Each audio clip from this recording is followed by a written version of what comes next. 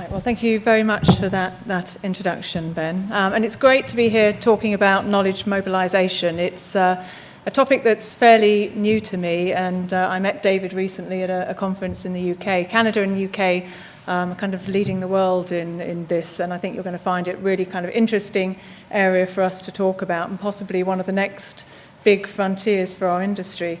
I think making research discoveries useful and accessible to a broad audience is going to be quite a big step for us, moving us on from PDFs. And today we're going to be showing some sort of practical examples of some of the things that are being done already, and speculate a little bit too on what the future might hold. So let's start with something that we're all a little bit more familiar with, the humble article, or PDF, as we know it today, this crafted piece of content that served a multitude of purposes for us. This is actually one from 1903, and it bears a striking resemblance to an article as we might publish it today. And like its print ancestor, the PDF continues to perform multiple functions. So it represents a level of validation. It's a permanent record of the scientific process. And a theory or experiment is expressed in it in enough detail theoretically so that it can be replicated, certainly questioned and probed. And it serves as a method, finally, of communication for ideas and discoveries. And it's been incredibly successful as a format. I've been in the industry for 25 years and seen print migrate to online, CD-ROMs in the middle of all of that. And although we've obviously made great improvements to HTML versions, it's still the PDF that the reader tends to turn to. Not that there haven't been efforts to change this, and I don't know how many people in the room remember some of Elsevier's experiments around the article of the future. Several years ago, they were very actively looking at how to revolutionize the traditional format of the academic paper. And they involved over 800 researchers in interviews, behavioral studies, surveys.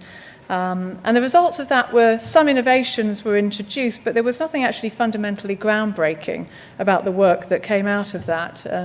Kent Anderson wrote about this in an article in Scholarly Kitchen to say, really, there's not a lot more on this. I mean, he used the comparison to lipstick on a pig, which is perhaps a little bit unkind, but there was no kind of really big, dramatic move forward. And actually, he then went on to speculate in that article that maybe it's because what's really going to happen is rather than a slow evolution of the PDF, there's going to be a swift end to it.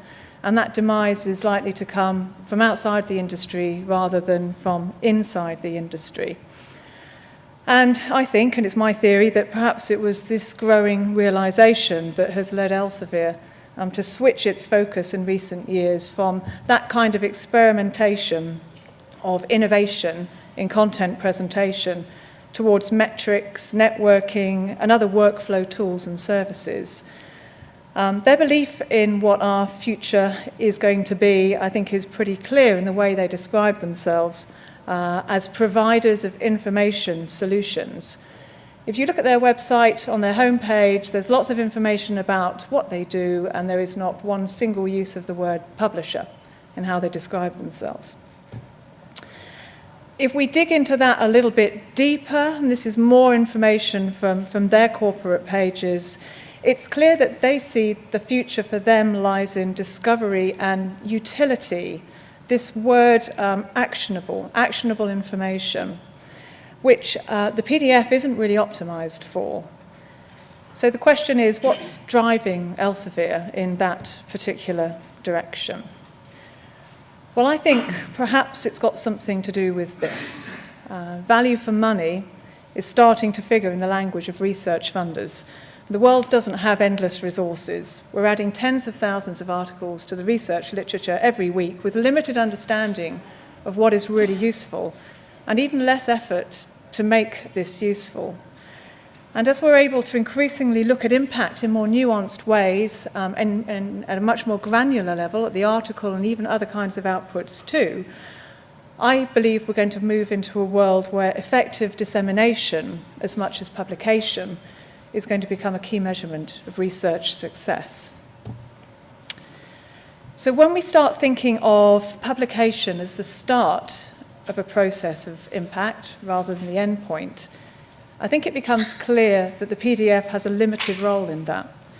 It does serve many purposes well and has done for centuries, but when it comes to dissemination, it's very much one professional in a highly specialized area talking to another professional. Perhaps the world is better served if more people outside of those niches could hear and understand. So maybe what we need is a Babelfish for research, for those of you familiar with Hitchhiker's Guide to the Galaxy. It's some of that thinking that we had in our mind when we were thinking about early ideas for Kudos as a service. And we think this is a kind of example of a Babelfish service. We offer a tool set to researchers to explain and share links to their articles to help them build readership. They can then track the impact of those outreach efforts on a range of article-level metrics, and publishers and universities can gain an oversight of and amplify the dissemination activities of their author communities. So one of our most popular features is the opportunity for an author to write a short summary of their article. This is the Babelfish bit. So they explain in plain language what their article is about, why it's important. And this content can then be made available to the publisher through a widget on your site. An example is shown here from Emerald. These summaries are indexed by Google, helping more people find that article. I think particularly if they're searching with less technical terms that might typically appear in an article, abstract or title or keywords. We're working to find other dissemination partners too for these summaries, such as Europe PMC, with whom we recently completed an integration.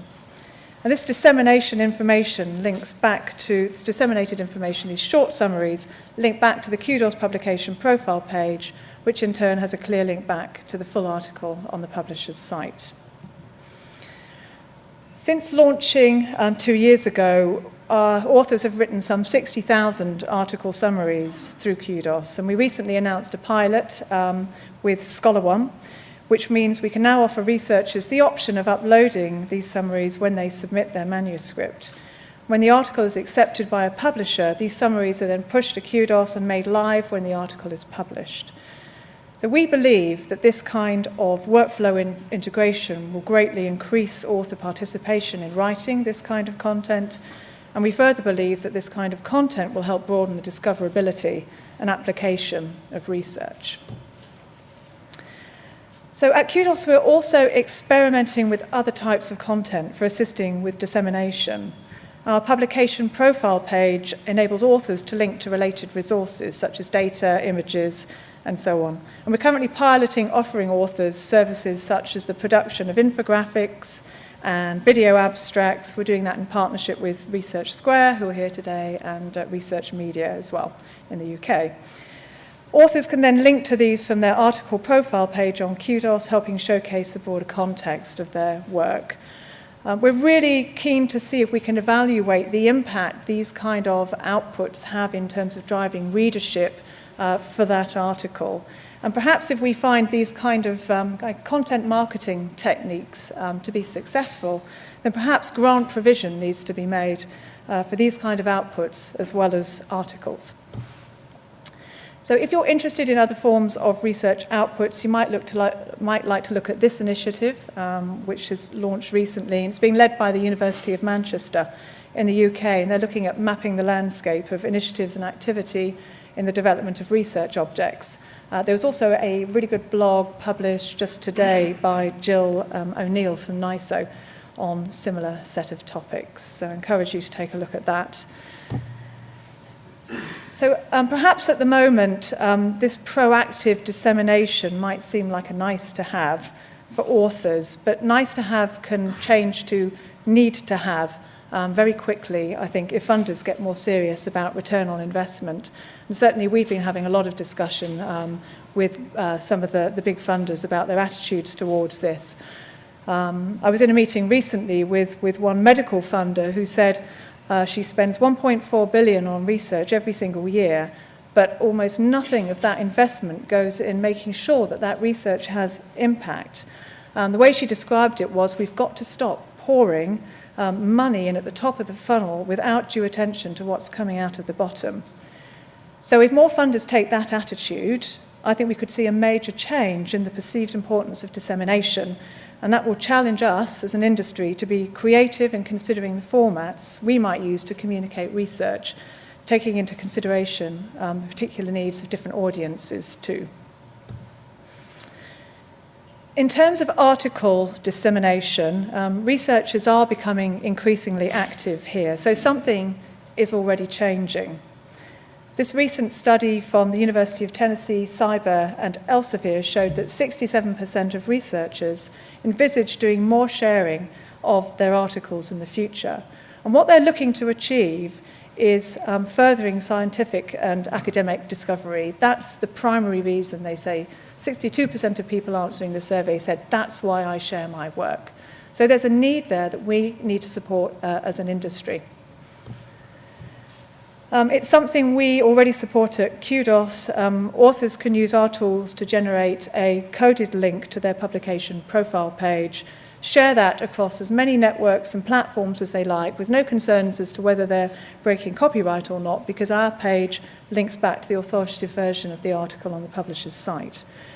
They can also begin to assess the relative effectiveness of different sharing platforms, because on Kudos they can track the resulting increases on views, downloads, altmetric scores, and so on. We would love to add in the future reports that show not only the effectiveness of sharing links to their articles, but also the effectiveness of sharing links to other kinds of research outputs too. So in that way, they and publishers and universities will be better able to assess what forms of output generate what kinds of impact with what kinds of audiences. So here's another example of thinking beyond the PDF by the OECD. This is the Paris-based Organisation for Cooperation and Development, who have done some really progressive dissemination work with their content. Although all their content is open access, they're not complacent about finding readers. In fact, they feel they need to work harder to find readers in many ways. So they put quite a lot of time behind this. They're really thinking about the best formats for their content in different kinds of sites. They see, they kind of envisage a generic content store from which they can feed third-party sites their content in different formats to help broaden readership for it. They know that that way they can reach a much larger audience than they could do if they rely on people coming to their site alone. So this slide shows examples where charts from their data portal have been embedded in news and other media websites. These charts are interactive. Users can change parameters on the axes, and something like roughly 25% of the 10 million visitors to their data portal come through these embedded data sets. OECD are doing the same thing with full text too, embedding publications on third-party websites, and they call these read editions. This is done without the site having to ask permission to do this. The web manager can simply take a read edition from OECD's website and embed it in their website using some simple code. So through this approach, the OECD win a large audience, and because the file is embedded, they can track all subsequent usage. And additional features encourage readers to further share that content, so their audience becomes their audience builder. So I guess the question is, do these kind of enhanced dissemination activities, these different kinds of outputs, help drive impact? And it's something we're still sort of assessing and learning at Kudos. Impact itself is a loaded word, and perhaps this is something we can come back and talk more about in our sort of Q&A session. But if we look at some simple measures to start with, usage, for example, then certainly our experience at Kudos is yes. Authors actively explaining and sharing information about their work on our platform see 23% higher downloads, so they can have effect. And OECD shows really, since they launched their read editions in 2011 and embeddable charts at the beginning of 2015, the impact for them on dissemination has been impressive, and they're tracking direct feed-throughs from those sites, so they know that this extra traffic is coming from these kind of new outputs and new ways of disseminating their content. So I hope this short presentation has inspired you to think about how you can help ensure your content escapes the black hole. The PDF has proven a remarkably resilient format for showcasing research, but we've got an opportunity now to engage a much broader audience with research in more imaginative ways, and through that we can discover how to make what we publish ever more useful in the world. So thank you very much.